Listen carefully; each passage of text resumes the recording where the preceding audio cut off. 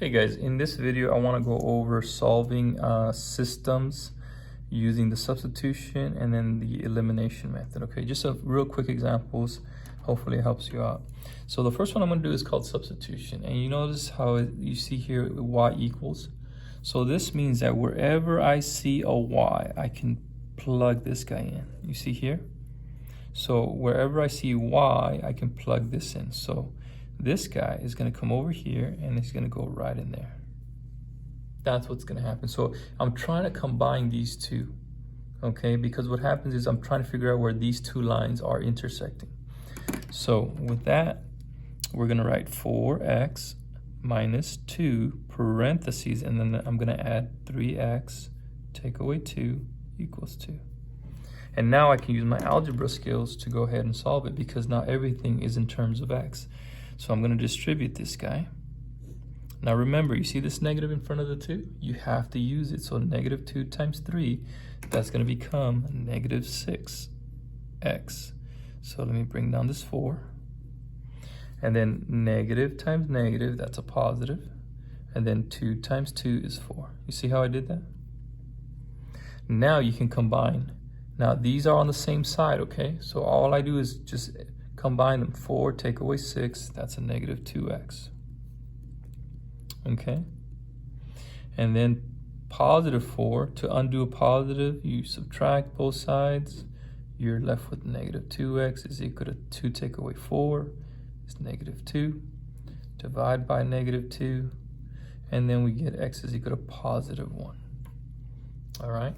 Now remember, this is a point of intersection, so you have to go back. Now you have this guy, it's got to go back in here to find the y coordinate. So now that we have x, we're going to go back here, plug in the 1. You're going to get 3 take away 2, which is 1. All right, so 3 times 1 is 3, minus 2 is 1. So the point of intersection is 1, 1. So if you graph these two lines, they are both going to intersect at that point. All right, so that's called substitution. So you can have it both ways. You can have y equals, or you can have x equals, okay? And this is just a very simple equation, all right? If you want me to do more complex ones, just let me know. The next one, you notice these are kind of lined up. This one is called elimination. Now the objective here is you want to eliminate one of the variables so that you can solve for the other one. And if I notice here, look at this here. You see here? If I can make this guy into a positive 2, into a negative 2, it's going to cancel or simplify out with this positive 2. And that's what I'm going to do. So you really have to think, okay, what can I multiply it by in order to cancel them out? We're not really canceling, it's called simplifying, but whoops, we're going to do positive 2 right there. So I'm going to multiply this whole equation by 2. Now remember, you have to multiply everything, okay?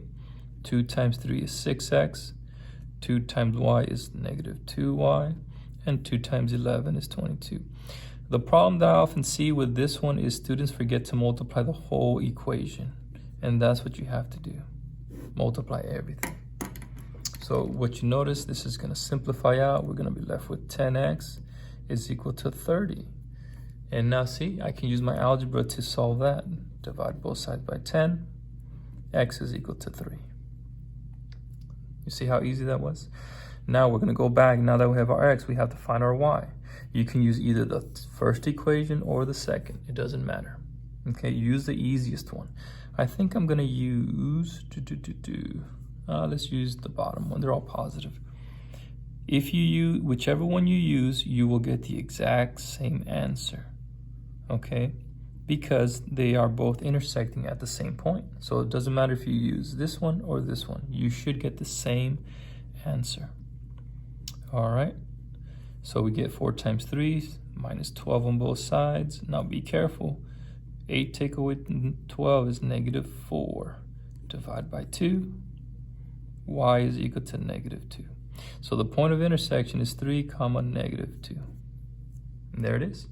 But you see how I had to multiply one of the equations, right, to figure out, and that's the puzzle. You got to kind of figure, okay, what can I do to make something cancel out, right? I'm going to do one more. And if you notice here, this is kind of hard because nothing really cancels out that I'm looking at. So what I'm gonna have to do is I'm gonna have to figure out what to multiply so that they can cancel out. And in this case, we're gonna have to multiply both equations. And watch how I do this. For me, I think I'm just gonna try to cancel out the x's. So what I'm gonna do is I'm gonna multiply this guy by 4, and this guy, the second equation, by -3. Why is that? Well, because if I do that, I'm gonna get 12x here, and then over here, I'm gonna get -12x. You see that? So remember, in order to simplify out, one has to be a positive, the other one has to be a negative.